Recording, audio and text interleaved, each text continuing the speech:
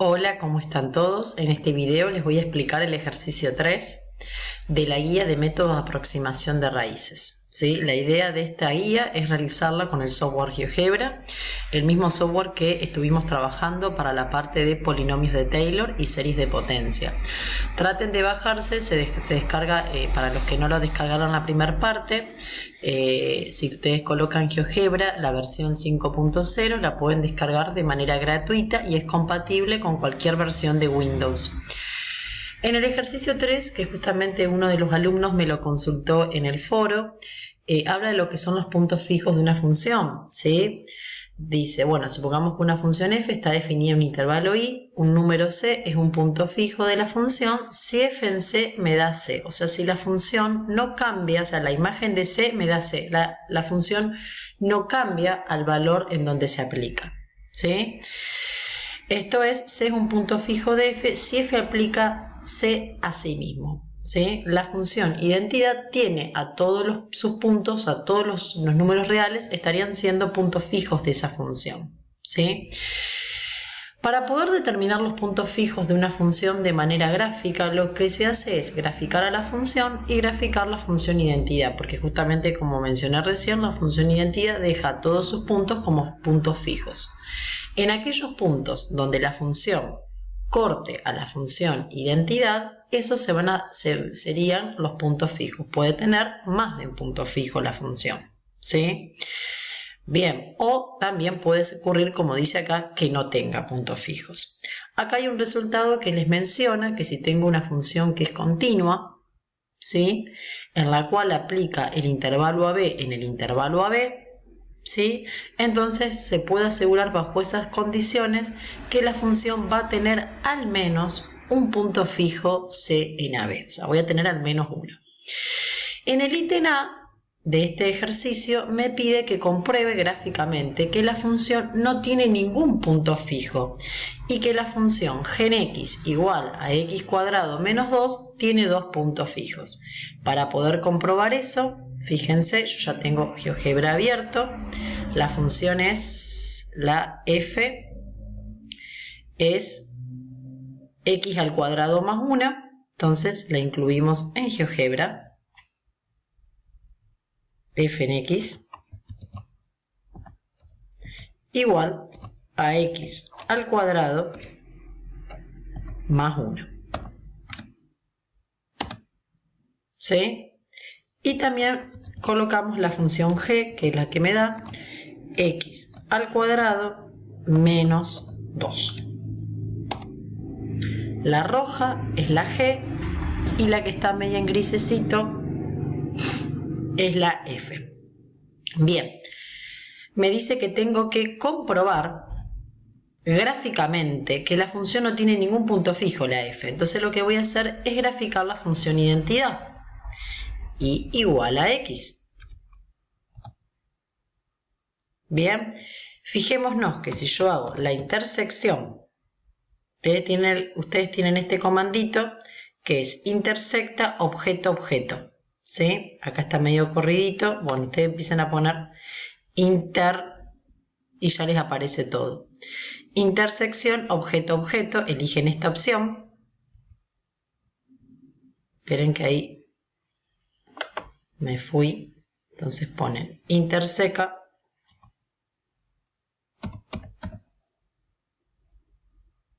objeto-objeto. En objeto ponen la f. Y en objeto 2 ponen h, que es a la que llamó a la identidad. Indefinido, significa que no se estarían cortando esas funciones, ¿sí? Por lo tanto, la f estamos comprobando que no tiene puntos fijos. Lo mismo hacemos con la g. Interseca objeto-objeto, colocamos g y acá colocamos h. Y ahí me aparecen dos puntitos que marca B y C. Uno es el menos 1 menos 1 y el otro es el 2, 2. Entonces ahí vemos que tiene dos puntos fijos la función g. Bien, en el ítem B justamente da un procedimiento, ¿sí? Que va a ser muy útil a la hora de poder encontrar los puntos fijos de las funciones. En este caso el punto fijo de esta función g, que es la x cuadrado menos 2, me dio menos 1 y 2. ¿Sí? Pero podría ocurrir que los puntos fijos sean números irracionales, ¿sí? Y hay distintos métodos y procedimientos que utilizando el software se podrían determinar. El teorema del punto fijo de Banach establece condiciones suficientes para la existencia de un punto fijo, dice. Lo importante es que en la prueba de dicho teorema se proporciona un método constructivo para hallar el punto fijo. Se fija un punto x0 arbitrario en el intervalo AB y se construye la sucesión. Xn va a ser igual a la imagen de la función en el xn menos 1 anterior. Bien, pero vamos a ver cómo se construye la sucesión, donde f en xn menos 1, ¿sí? O sea, y eso va a ser igual a ser fn x0. Guarda que ese n no me está indicando que es la derivada de orden n. Dice para n mayor o igual a 1. Donde fn denota la composición, porque por ahí esa fn ustedes se la pueden confundir con la derivada, denota la composición de f consigo misma n veces. Es decir, x1 es la imagen de la función en el x0 inicial, en el x0 que yo voy a tener que darle al software. x2 va a ser igual a la imagen de la función en x1.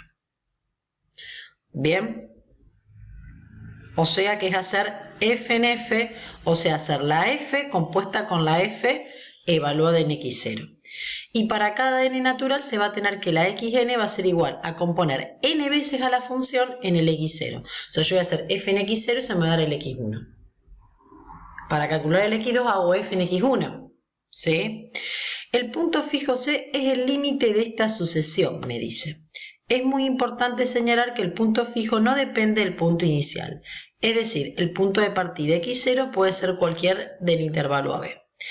En los siguientes apartados se da una función f y un intervalo AB.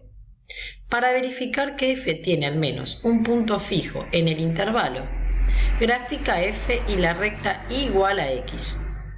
En el mismo sistema de coordenadas. Luego utiliza el comando lista alteración, función f, número x0 y número n, que itera f una cantidad n veces usando el valor inicial x0. Para los dice una cantidad n veces usando el valor inicial x0 para hallar los términos de la sucesión que genera el teorema del punto fijo. Utiliza un deslizador para n y un x0 deseado. Bien, entonces, en el ítem 1 tenemos la función un medio coseno en el intervalo 0 pi sobre 2. Yo voy a hacer el ítem i, ustedes de igual manera deberían hacer el 2i.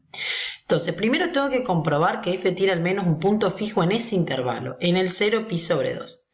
Entonces me voy a ir a GeoGebra, me voy a ir a la versión esta de acá arriba, estoy moviendo la pantalla si se ve todo.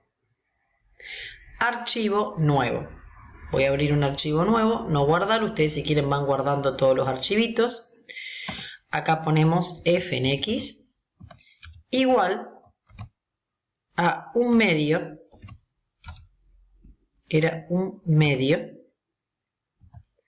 coseno, no me acuerdo si era coseno de x o coseno de 2x, coseno de x, un medio coseno de x.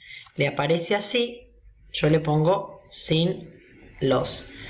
Le aparece como unas boquitas que engloban al igual, ustedes pongan x. Ahí me da. Yo la quiero esa función en el intervalo 0 pi sobre 2. Quiero ver los puntos fijos en ese intervalo, ¿sí? Porque tengamos en cuenta que esta función es una función periódica, ¿sí? Entonces voy a dibujar la función igual a x.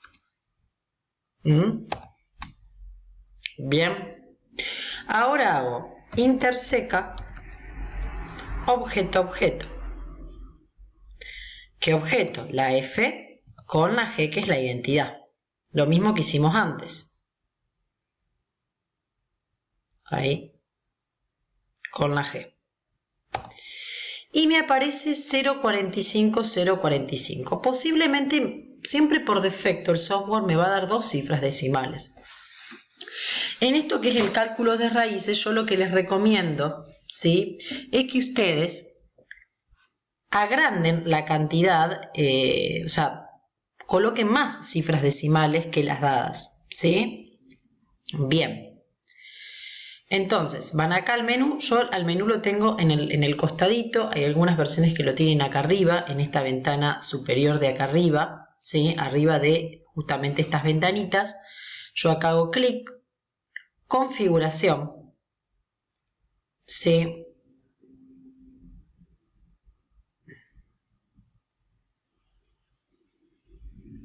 Bien, voy de nuevo porque no sé si me entendieron, porque justo ahí se me trabó. Entonces ustedes van acá, configuración, redondeo dice 2 cifras decimales, pueden poner 4, 5, 10 cifras. Si quieren colocamos 10 cifras para ver exactamente si hay algún problema. Bien, ahora de nuevo colocamos interseca, objeto, objeto, la función F y la función G, que sería la identidad. Y fíjense que efectivamente me había dado solamente 2 cifras decimales. En este tipo de problemas es recomendable dar más de 2 cifras decimales, porque por ahí, como les mencioné, pueden tener puntos fijos que no son números periódicos, o sea, no son números racionales, sino que tienen infinitas cifras decimales y no periódicas, que serían los números irracionales. Bien, lo que tenemos que hacer es dar un x0 deseado, ¿sí? x0 igual. Bien, fíjense que el punto fijo es 0,45, entonces voy a dar, por ejemplo, el valor 1. Ahí automáticamente me incluye un deslizador, pero bueno, acá estamos teniendo el x0 igual a 1. Yo lo que quiero hacer es insertar un deslizador, ¿sí?, para n. Entonces lo que hacemos es, acá está lo del deslizador, ¿vean? Deslizador, arriba.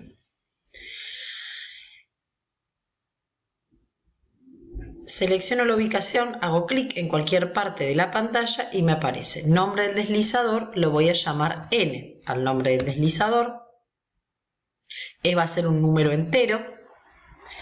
El mínimo va a pesar en 0 cuando no haga ninguna iteración y supongamos que hacemos un máximo de 30 iteraciones. El incremento es de 1 porque es un entero.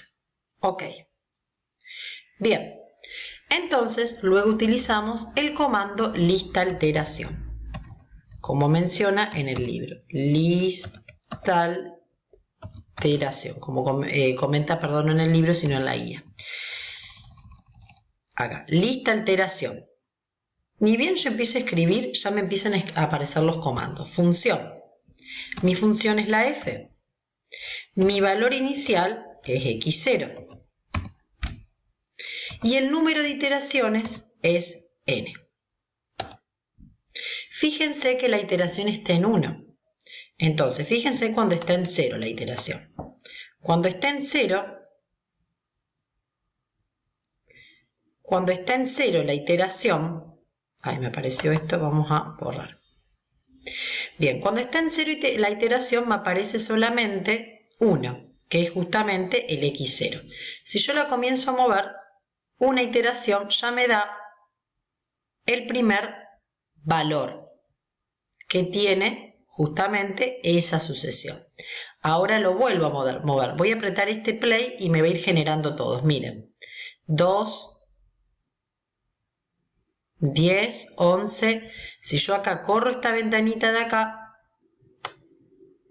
me van a ir apareciendo todo. Y fíjense cómo van convergiendo justamente al punto fijo que es el 0,45,018. ¿Sí? Pueden ir observando eso.